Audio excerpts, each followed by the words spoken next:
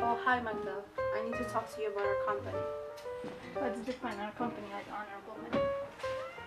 I will avenge whatever I believe is wrong, and I'll put right whatever I can when the time comes. What you just said might perhaps be true, but Macbeth was once considered an honest man. You were one of his favorites. I'm inexperienced, but maybe you're planning to win his favor by betraying me to him. I'm not treacherous. But Macbeth is. Even someone who's honest can be a tyrant. Even though everything evil wants to look good, good still has to look good too. I have lost my hopes of convincing you to go against Macbeth. Why did you leave your wife and child vulnerable? I beg you, don't interpret my suspicions as slander against you. You must understand that I want to protect myself. You might really be honest, no matter what I think. Enjoy everything you stole because your title is safe. Even if I was offered the ownership of the company, I wouldn't become a villain. Don't be offended. I don't completely distrust you. I do think the company is sinking under Macbeth's oppression. Even if I was offered the title, our company will suffer in many more ways. Who are you talking about? I'm talking about myself. I know I have so many vices that when people see all of them exposed, evil Macbeth will seem as pure as snow in comparison. Even in hell you couldn't find a devil worse than Macbeth.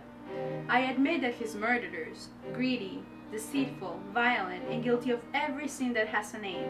But there is no end, absolutely none, to my sexual desires.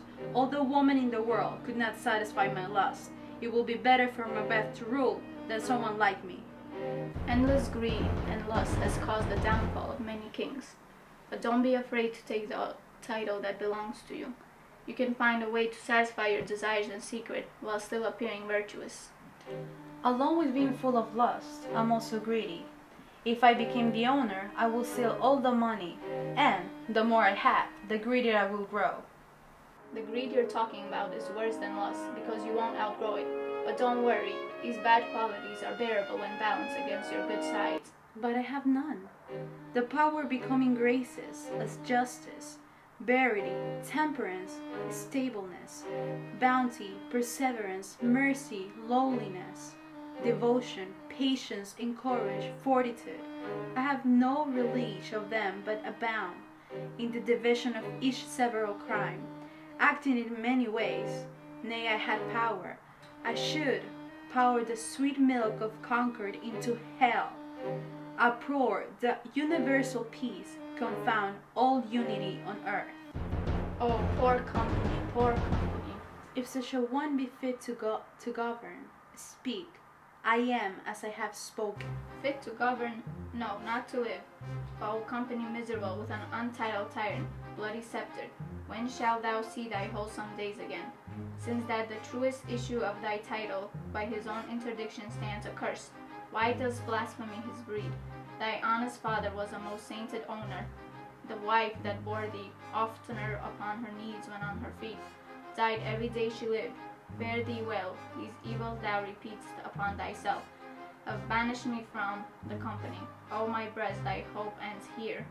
Macbeth, you made me realize that you really are trustworthy and honorable. The devil Macbeth has tried many times to trick me. Prudence prevents me from believing people too quickly. I take back everything I say, because none of those flaws are really part of my character. The person who I really am is ready to serve you and our poor country. Indeed, before you arrived here, Seward and some co-workers are prepared to rebel. Now we fight Macbeth together, and we have more chances of winning him over. Why are you silent? Who's that coming over here? By his dress, I can tell he's one of our co-workers, but I don't recognize him. Welcome. I recognize him now. Oh. Is the company the same as when I left it? Our company is too frightened to look at itself. It's not the one that we created. What is the most recent news? Even news an hour old is old news. Every minute another awful thing happens. How's my wife? She's well. And my daughter? She's well too. Macbeth hasn't attacked them? They were at peace when I left them. Don't be stingy with your words. What's the news? While I was coming here to tell you the bad news, I heard rumors that men are going to rebel against Macbeth. When I saw Macbeth's people on the move, I knew the rumors mustn't be true. Now is the time when we need your help. Your presence in the company would inspire people to fight. Even the women would fight to rid themselves of Macbeth's oppression. Let them be comforted. I'll return into the company. Gracious owner Edward has sent us noble Seward and 10,000 rebels. There is no rebel more experienced or successful than Seward in the entire business world. I wish I could repay this happy news with good news of my own, but I have some news that should be held in a barren desert where nobody can hear it. What is this news about? Does it affect all of us or just one of us? No decent man can keep from sharing in the sorrow, but my news affects you alone. If it's for me, don't keep it for me. Let me have it now. I hope you won't hate me forever after I say these things, because I will soon fill your ears with the most dreadful news you have ever heard. I think I can guess what you're about to say. Your company is surprised. Your wife and babes savagely slaughtered.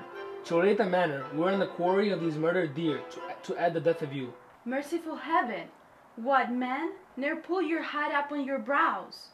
Give sorrow words, the grief that does not speak. Whisper the o'er-fraught heart and bids it break. My child too? Wife, children, servants, all that could be found. And I must be from thence. My wife killed too? I have said. I must go now. Be comforted. Let's make us medicines of our great revenge to cure this deadly grief. What, all my pretty chickens and their dam at one fell swoop? Dispute it like a man. I shall do so, but I must also feel it as a man. I cannot but remember such things that were most precious to me. Did heaven look on, and would not take that part? Sinful Macduff, they were all struck for thee, not that I am, not for their own demerits, but for mine. Fell slaughter on their soul, heaven resident now. Be these the whetstones of your sword. Let grief convert to anger, blow not the heart, enrage it. Oh, I could play the woman with my eyes, and braggart with my tongue, but gentle heavens cut short all intermission. Front to front, bring thou this fiend of company and myself. This tune goes manly. Come, go to the owner. Our power is ready. Our lack is nothing but our leave. Macbeth is ripe for shaking. And the powers above, put on their instruments. Receive what cheer you may. The night is long that never finds the day.